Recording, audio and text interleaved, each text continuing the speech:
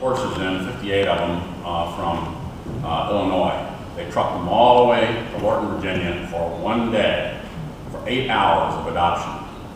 There were a lot of people, for example, who wanted to take more horses, but had a round trip on their truck that required them to come back and get the horses after the closing time. They made no allowance.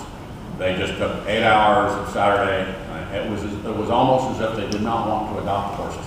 As a businessman all my life, the idea of trucking horses halfway across the country and then opening your shop for one day, when in fact in the past they had opened it, I understand, for 2 days, for Saturday and Sunday, just seemed to me absurd. It was as if they were stamping a little stamp, you know, yes, we did an adoption, without carrying the result or the return on investment.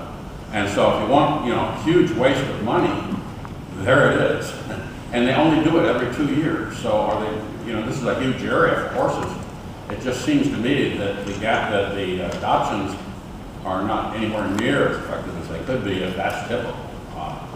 Is there any way we can get maybe GAO or somebody to look into the management of that entire process?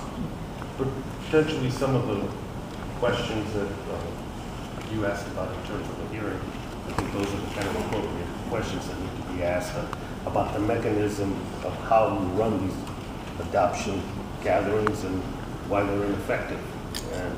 And then you get the self-fulfilling prophecy of not enough people are volunteering to adopt, which if you make, as you indicated, if you make the process impossible, then of course the numbers will be lower. Yes, and they said you could go back, if you wanted, you could go to Illinois and pick one up.